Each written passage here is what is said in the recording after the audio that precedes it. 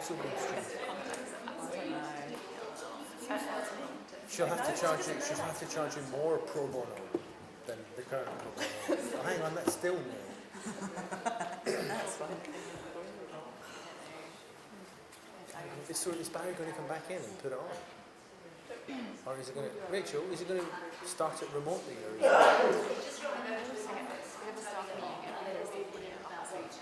Right, okay. We'll be sitting halfway through a conversation and everyone like crowd around and what's going on? What's everyone doing? Oh yeah. I'm just like halfway through my breakfast. I like literally continue eating my breakfast through it. I'm like the driest cereal in the world, the loudest crunch.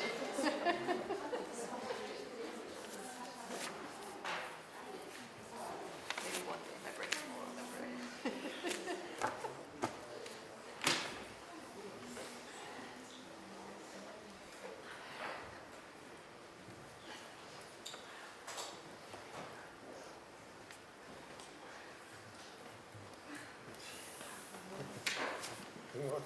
What did we do?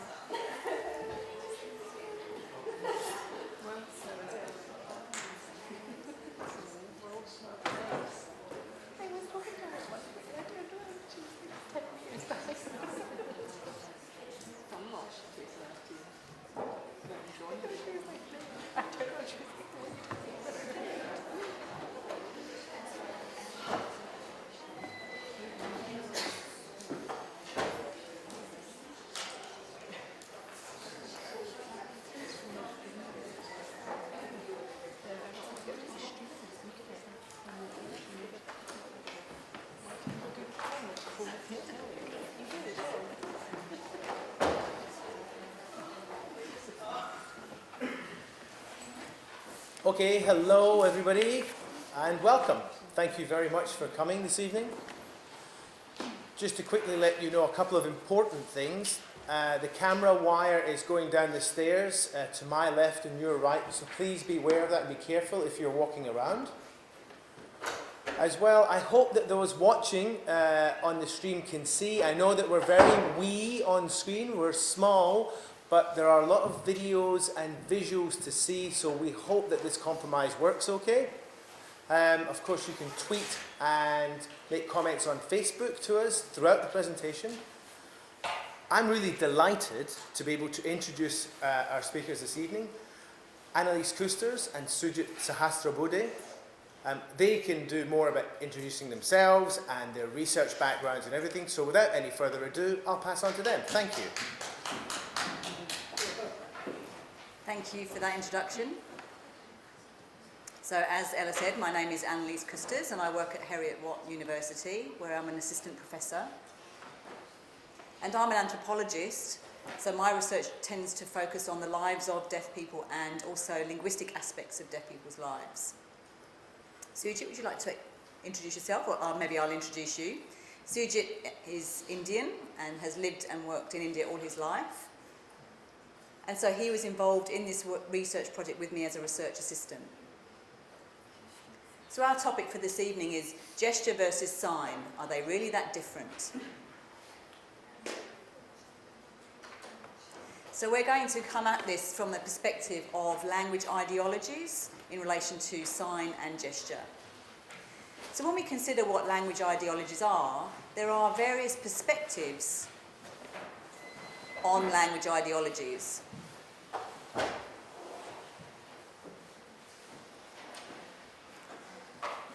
So one perspective is that languages are different. People also investigate how to name languages in different ways, the status of languages, and what could be considered a language and what could not be considered a language, what communication forms might be considered a language. So for example, gesture, international sign, or dialects. So when we consider all of these parameters, these perspectives, these are essentially language ideologies. So what we're going to explore today is language ideology in relation to the differences between sign and gesture. So first of all, I'd like to give you some historical background about the difference between sign and gesture. So until the 19th century in European society, co-speech gestures were much more commonly used than they are these days. It was very typical for people to gesture while they spoke simultaneously. So this form of gesture was used specifically for the form of manual communication used, but it was also used interchangeably with the term sign, so whether that was applied to deaf people or hearing people, and no distinguishable differences were applied to gesture or sign. They were seen as the same thing. However, at the end of the 19th century and the period of Darwinism, Darwin actually promulgated the philosophy that languages were specific, and therefore that promoted the idea that gesture was different from sign. So the whole notion of evolution and monkeys becoming human, and therefore how communication evolved as a part of that evolutionary process, so that gesture was used less often and speech was more developed, because that was a symbol of the human nature of communication. So therefore human communication and speech in particular was given a lot more status than gesture.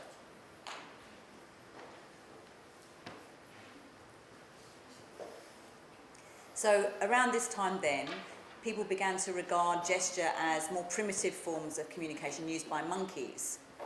So therefore, as a result of that, deaf people were also regarded in a more primitive fashion and regarded as differently, and the forms of communication they used were given lower status. And so as a result of that, gesture was regarded as differently to sign. So this ideology spread because people began to focus more on text-based forms of communication and the separation of the spoken word from gesture. So because schools were being established, people were being given access to reading, writing, and being taught how to read and write. So the emphasis was much more aligned with the spoken and written word rather than with any gestural form of communication. So this at this time we saw a decoupling, if you like, of gesture from speech.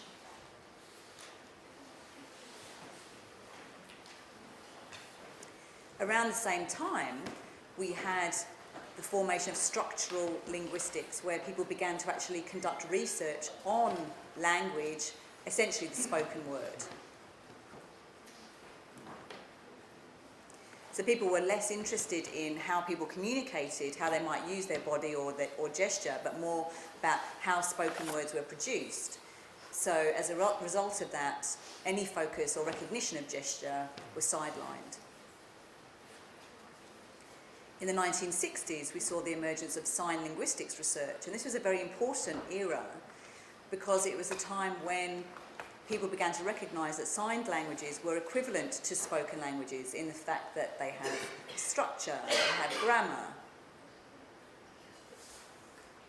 And also it was an opportunity to reaffirm that sign languages were separate from gesture, and that by ignoring or refusing to recognise gesture as a part of sign language, it gave sign languages more status as equivalent to spoken languages.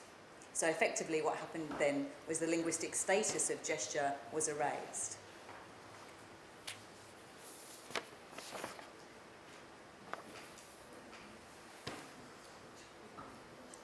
In the 1980s, more spoken language researchers began to show interest in researching gesture, and that was because video technologies were available to them to be able to record conversations and record how co-speech gesture was produced. So co-speech gesture then, or the recognition of that, the research of that became more mainstream again.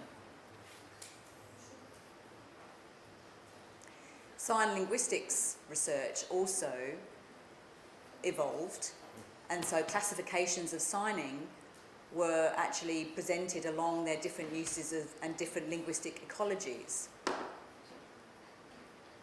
So people began to recognise that families, for example, might use home signs, that you wouldn't necessarily sign in the same way amongst your family members as you would in wider society.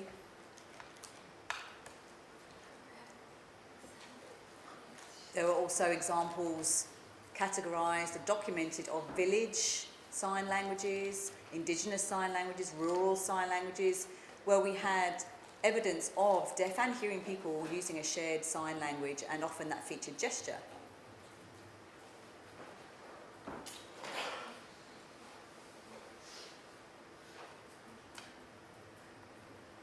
And then other systems were identified, some which were labelled as signed languages, some were not recognised as structured sign languages.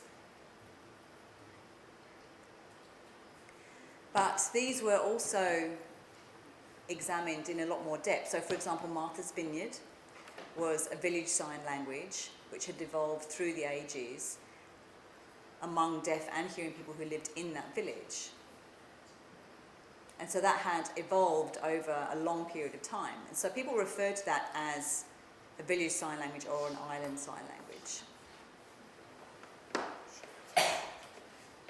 And so shared sign languages tended to be recognised amongst deaf communities, where it was predominantly deaf people using those national or urban sign languages, whereas these village sign languages tended to be used by deaf and hearing people together. And so what we were seeing was a distinction between gesture and sign language, and that never the twain shall meet. And these distinctions were being made by linguists.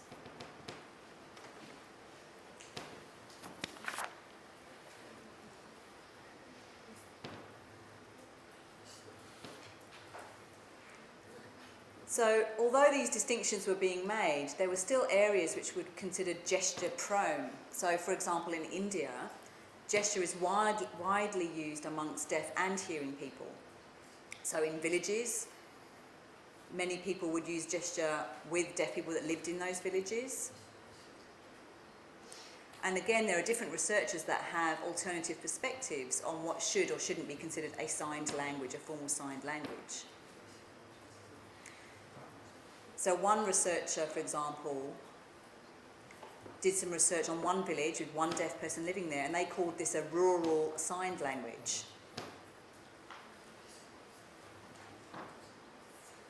another researcher might say, well, actually that's not a signed language. It's home signs used by this one deaf person and their family members. So these distinctions actually become a lot more blurry depending on who is doing the research and who is doing this distinguishing. So we see in India, for example, more difficulty in distinguishing between signs and gestures because there's a lot of overlap between the two. So now let me tell you a bit about my research, which was conducted in Bombay, in a large urban area in India. So I was focusing on language practices amongst deaf people who were fluent sign language users and how they communicated with hearing people who did not know Indian Sign Language. So I examined how they communicated in various public spaces, like in shops, in market areas, on trains, in different areas of the city. So I wasn't looking at schools or work or the home life. I was looking at those public spaces where people come into contact with each other and have to interact with one another, and that they don't know each other.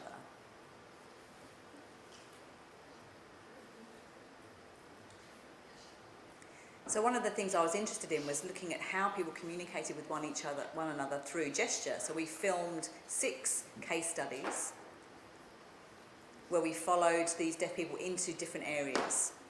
So either going into shops or selling their own products. And there was one deaf blind man that was also involved. So as well as following these deaf people around and filming them, we also interviewed each of them to try and get some insight into their ideologies and their understanding of the difference between gesture and signs, and whether it was possible to communicate easily with hearing people as easily as it was with deaf people. So we were able to access some information about their own language ideologies. At the end of the project, and the films that we had made, we created a longer documentary film, which is called Ishare, Gestures and Signs in Mumbai.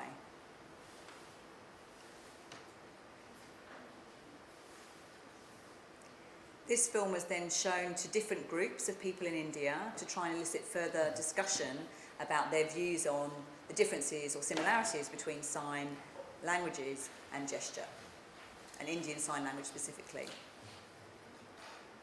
So I'll be showing you a short excerpt now from the film. I won't be able to show you the whole thing, it's too long, but I'd like to show you a short excerpt from featuring some of the case studies of our research.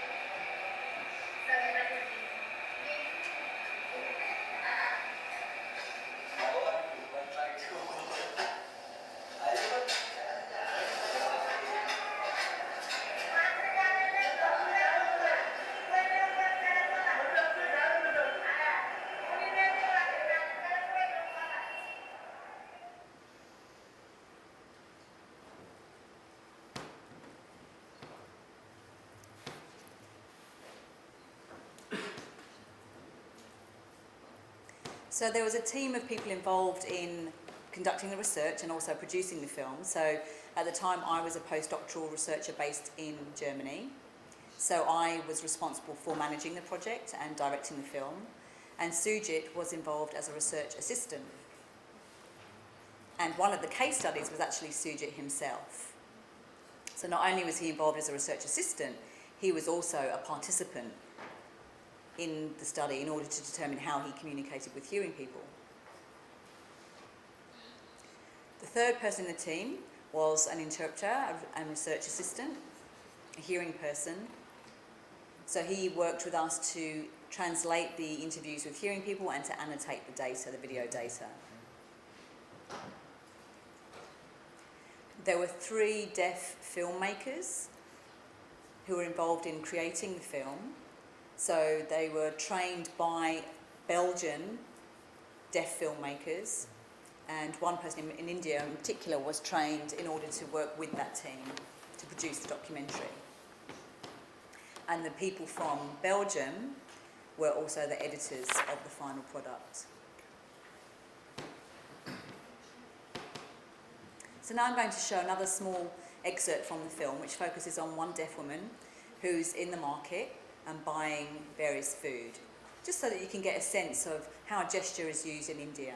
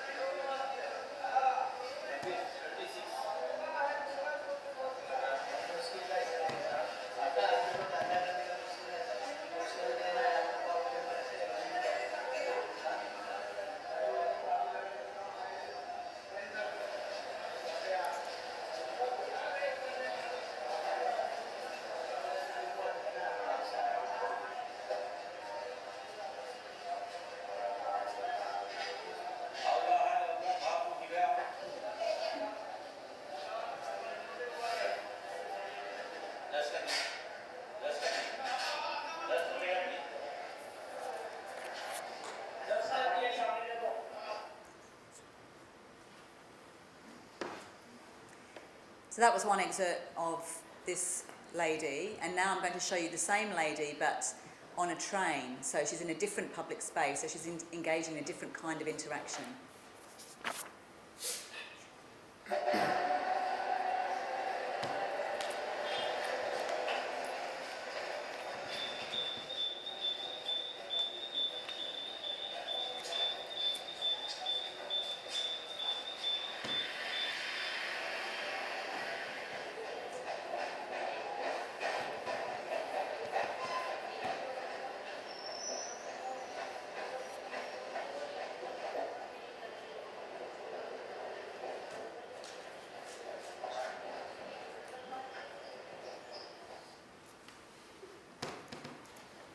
So you can just see from these small examples how this deaf woman was able to communicate with hearing people around her informally through some form of gesture-based communication. And I'll hand over to Sujit.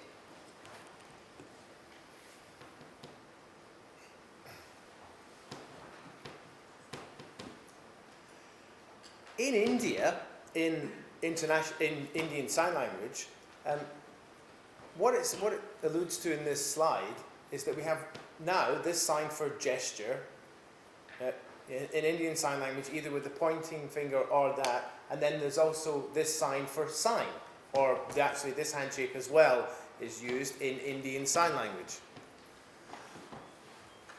But as it says, it's important to know that in terms of common usage, deaf people didn't often use the sign gesture as distinct from sign. So when you ask a deaf person in India, how do you communicate with the hearing people you come into contact with? They say, I sign. And I say, well, hang on. We would say, is this the same signing that you use with deaf people? And clearly they'd say, oh, no, no, no. So we found out that they used the one term interchangeably as a superordinate for both linguistic phenomena. So it's more like when, for the Indians, as we've said, the name is ishare, which is a catch-all term for sign and gesture. So in Indian language, in one of the Indian languages, the term is the same as well, hence the confusion. So there was a need to separate out those two terms.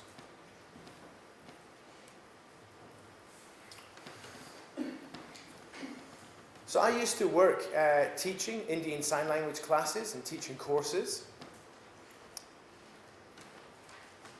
And around 2001, what we did was really, in the west of India, there was we take the Western linguistic philosophies and ideologies, and we try to set up something similar in India. And we set up branches in India of these courses and disseminated books and materials. And one book was very influential in dispelling myths about sign languages and gestures. And in that book, as it says up here, it was stated sign languages are not just gestures and pantomime, but do have their own grammar. And this attitude started to flow out through these centres around India, so that more understanding was made about the distinction and in terms of people's attitudes to the difference between gestures and signs. So a line was drawn between gesture and sign language as a full language, and at that time the ideology would be to really then consider that gestures weren't as good as signs and were insufficient for communication. So gesturing being used with hearing people in a primitive way, but Indian Sign Language, more of an awareness and a recognition through this teaching that there was a difference between them. And the term Indian Sign Language replacing the term signing.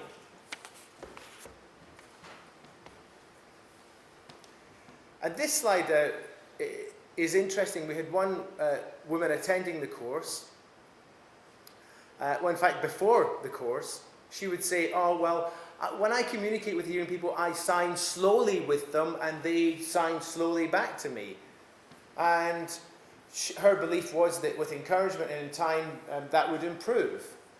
But on attending the course and being taught by us, she realized that what she was using with hearing people wasn't a language, it was an impoverished type of communication, and she was introduced to the word gesture. And you could see her attitude and her beliefs begin to change as a result. And attendant to that was her attitude to gestures becoming more negative, and her making a very clear difference and distinction between herself using Indian Sign Language and the gestures she used with hearing people.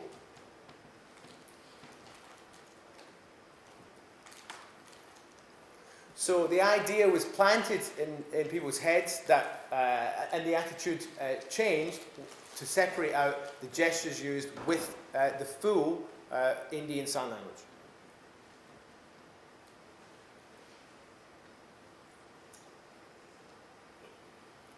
And in the course of the filming that Annalise has already talked to you about, we did some group interviews and discussions. And one woman who worked as a teaching assistant told a story of working in a deaf school and teaching the children about the concept of honey that we get from bees, and working out how to explain this to children. And she would do it, as you can see from the pictures up there, she would do it this way by talking about a bee and a hive and squeezing the extract out of the hive and then licking that off her palm.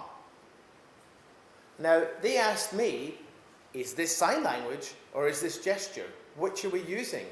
And that really piqued my interest.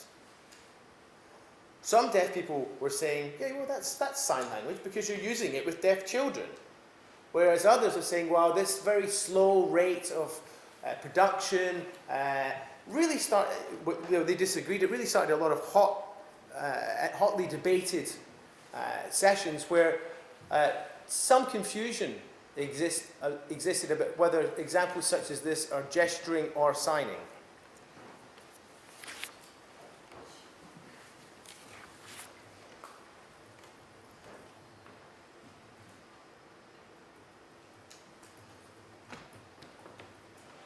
So what I'm going to do is give 3 different renditions of basically the same passage. So in British Sign Language, in in Indian Sign Language, and gesture. The point of this being that when we asked many deaf people at that time, what do you think about gestures now? They'd say, oh, it's very limited. Gestures are very limited. You can't explain many things through gestures. So these 2 examples hopefully will challenge some of those newer assumptions. So in British Sign Language, I'm Sujit, I'm deaf, I'm from India, my parents are also deaf, I'm married, I have 2 sons, and one of them goes to school. Okay? So that's the British Sign Language version. In Indian Sign Language, it looks like this.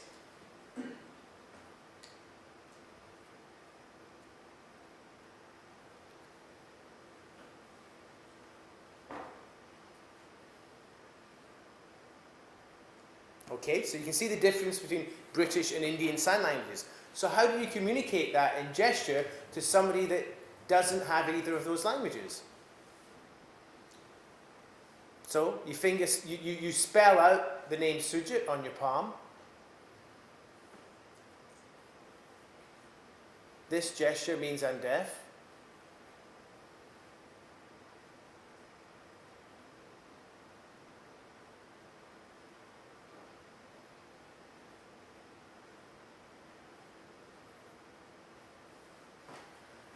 Okay, so you can see how that plays out in gesture.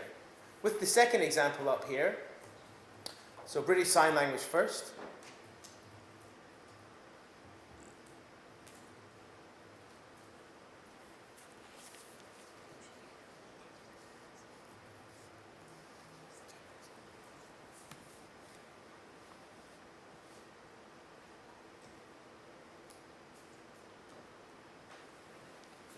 So that was in British Sign Language. We'll add the voiceover in for Indian. You need to save money in the bank for the future. If your daughter marries, you'll spend a lot of money. Or if you get sick. Don't spend your money, save it.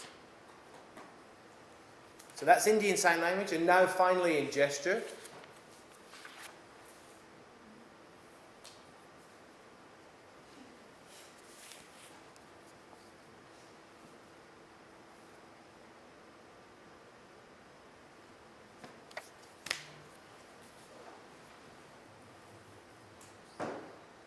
So as you can see, there's much more expansion, and there is a way of communicating those ideas, even in gesture.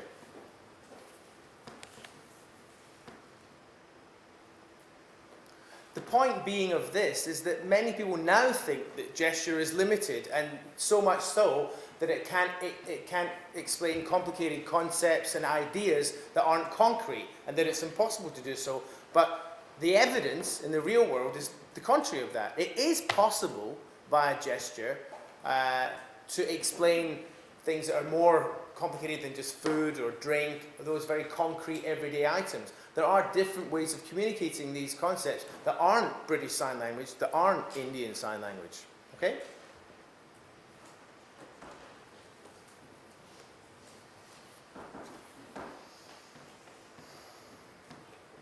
So in these group discussions that we filmed, in the debates that were going on at the time, we would often ask, you know, we had this term ishare before, which didn't distinguish between gesture and sign. We're now talking about the differences of when we mix as deaf people and when we're dealing with hearing people.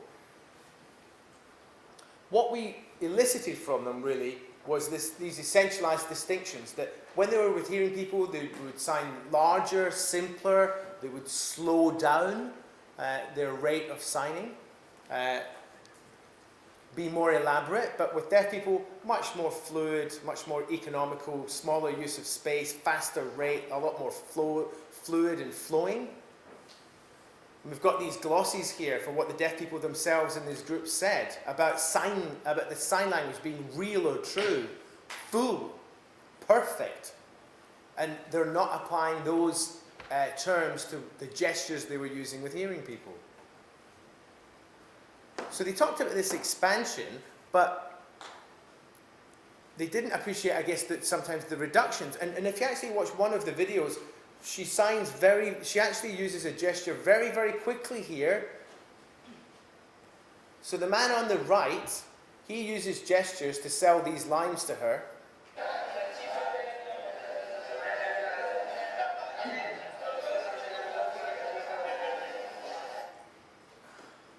So you see this very fast rate of production. So that goes contrary to the discussions we're having in the group. So there was definitely some confusion and a blurring of these distinctions.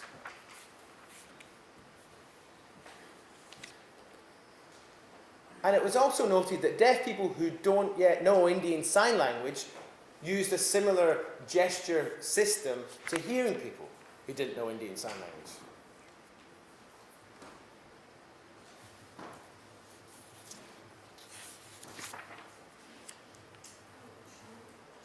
So now we're going to show you another short extract from this film, which is based in a coffee house, which is actually run by a deaf man. And he employs 3 or 4 deaf staff under him. And he's interacting with 2 hearing boys who've come into the coffee house to buy some coffee.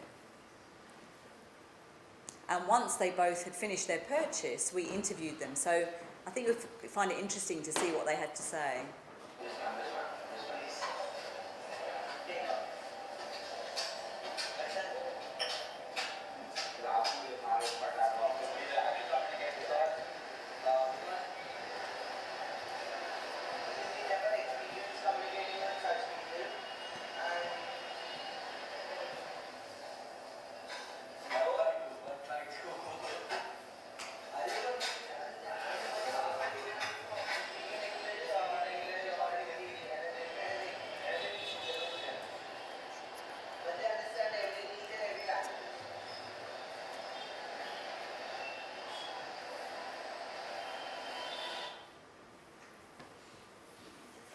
So it's really interesting to see what they had to say. They had never communicated with people like this before, but they found it was very easy. They could talk about anything, and they could use English, or they could use Hindi, and they would use whatever form of communication they could in order to communicate with these deaf people.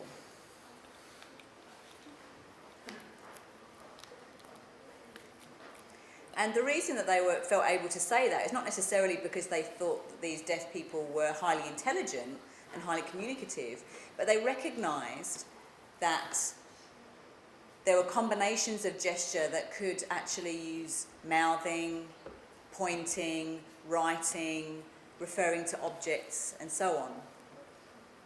And so one thing we observed a lot with Indians is that they will change their mouthing frequently depending on who they're talking to, and they will use different combinations of mouthing and gestures in order to get their point across.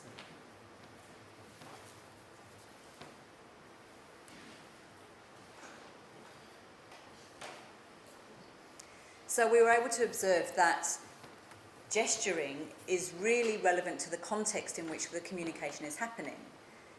So depending on the perception of somebody and the language that they have, whether they use English or whether they use Hindi, or maybe they have other languages, whether they're perceived as being able to read and write or not.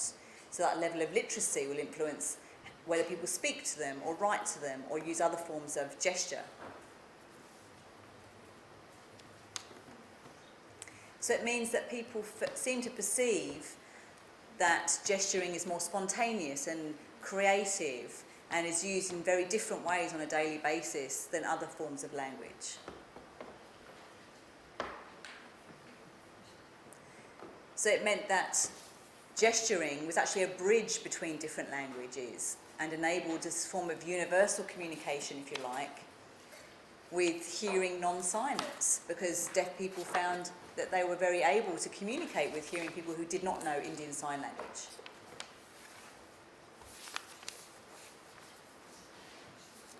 Here's another short film extract that I'd like to show you, which is one of my favourites. This is on the train, and this features the deaf man who was in the coffee house that you saw in the previous video, and he's wearing a red t-shirt, and he's chatting with a hearing man on the train. And it's really interesting, I think, for you to observe the kinds of topics that they talk about.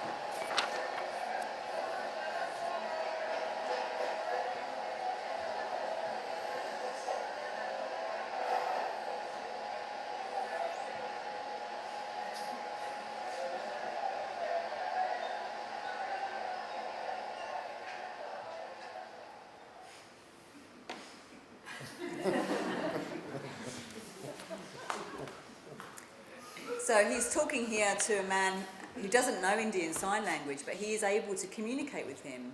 And this was something that we often observed on the trains, where deaf people would be sitting in the carriage reserved specifically for people with disabilities, and they would come together and would use this gesture-based form of communication with other people on the train who were not deaf. And we were able to observe conversations about politics, about sports, about saving money, a whole range of different topics which were conducted through this gesture-based communication.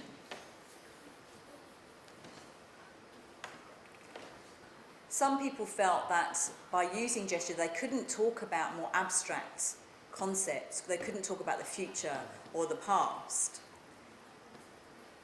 But they were able to use gesture quite effectively if they met on a regular basis. For example, these men saw each other frequently in this train carriage and so developed an understanding of each other's communication over time. And this also was enhanced by the fact they would spend prolonged periods of time together on the train. So you need to have enough time to be able to develop this communication system, which you can when you're sitting on a train.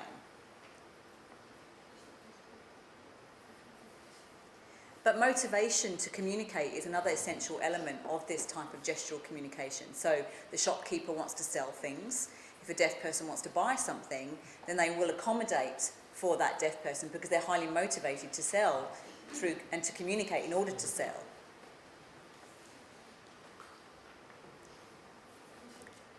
And so we see that if that motivation isn't there, then people are more likely to ignore the deaf people or to make less effort in trying to gesture and communicate with them and won't spend or invest the time in doing that with them, whereas others become more skilled because they're highly motivated to do so. But one of the most important points for us to consider is that this gesture is very effective in one-to-one communication in a variety of different contexts. This is one more film clip we'd like to show you. This is Sujit, and he's explaining which context where an interpreter is needed. So basically where it would be important to bring in an Indian Sign Language interpreter rather than relying on gesture.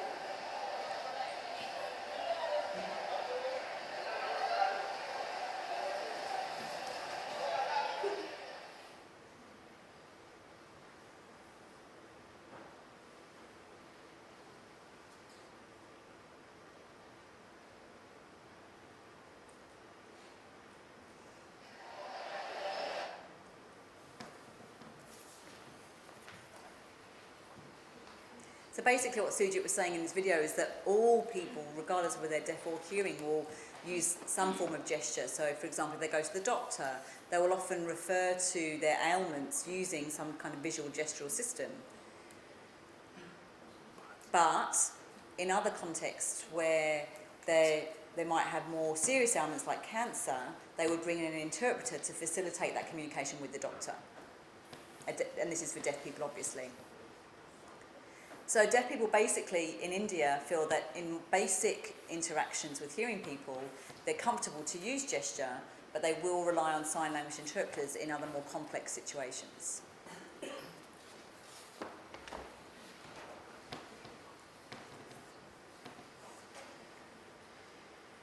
And the deaf people that we spoke to during our study found we found that they said that Indian Sign Language was more complex. They could be more detailed in ISL than they could in gesture, that they could cover more nuance in a range of different topics. There was more flow.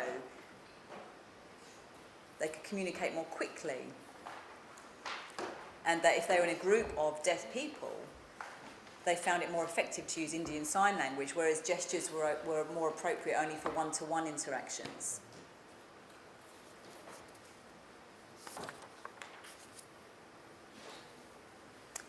So in conclusion, we can see that academic language ideologies have a real-life impact on deaf people's lives. And when we think about the ideologies around gesture and signing or sign languages, we can see a real distinction here between how people, and linguists in particular, ascribe different statuses to gesture and sign language. And this ideology of the fact that gesture is not the same as sign language is extremely empowering for deaf communities and can help us to really establish that sign languages are real languages and that gestures are not sign languages. But it also reinforces this distinction between deaf and hearing people. Sujit himself found when he was teaching that he was reinforcing these notions that gesture could be used with hearing people, but it wasn't the same as sign language, and people were starting to understand the differences between them. And this actually was impacting on the way that people felt they could communicate with hearing people. So gesture was becoming more marginalised as a form of communication, and that can have positive as well as negative consequences.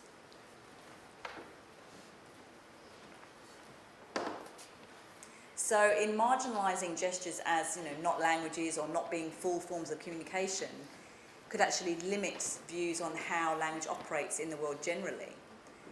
So as academic researchers, we need to think about how these distinctions are impacted by ideologies and the fact that actually deaf people can communicate effectively through gesture, and gesture is an important part of deaf people's lives.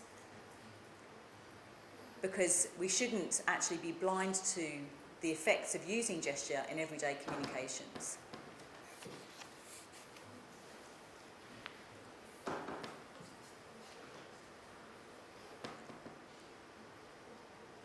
So whether we distinguish between gesture or signs, what we really need to remember is that we think about the ideologies that are impacting on people's perceptions of gesture and sign language and distinctions between those forms of communication.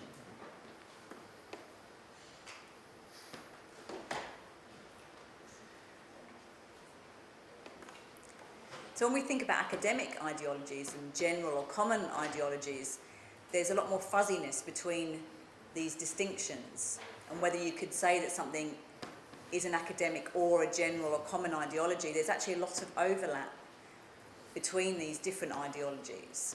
When we think about how linguists, European linguists who came to India and promoted the use of this particular sign language grammar book, they were bringing their own academic ideology, but which then influenced the general ideologies among the deaf community about their own sign language. So there's a lot of exchange there across the two forms of ideology.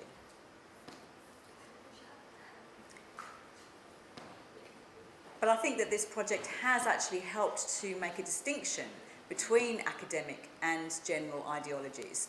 It's been important for us to learn from the people themselves about what they think and feel and say about language ideology, and so we can focus on local ideologies. It's instructive for us.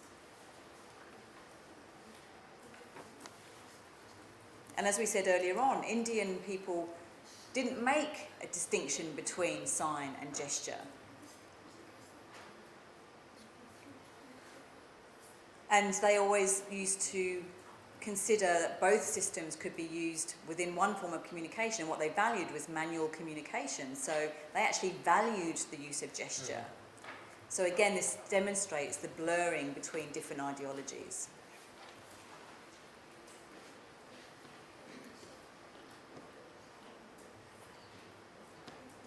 And although our participants did make clear distinctions between when it was appropriate to use gesture or appropriate to use sign language. It was always dependent on the context of where that communication was being used. So, and the complexity of that context. So, for example, in classrooms or in court, they would advocate the use of Indian Sign Language, but in other more general one-to-one interactions, basic interactions, then gesture was appropriate.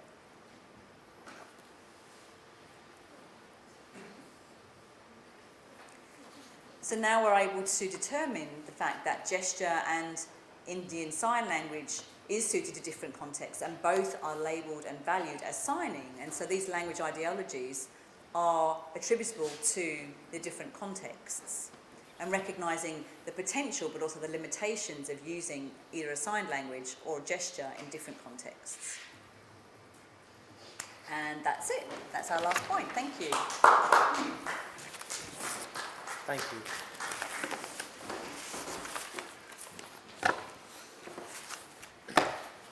I'd like to thank you both for a great presentation. We'll take a short 5-minute break, and then afterwards, when we come back, we'll take some questions from the audience. We'll also carry on with the streaming and the filming, so if there are people out there in the Twitter sphere or the virtual world, you can ask questions via social media. Okay, thank you.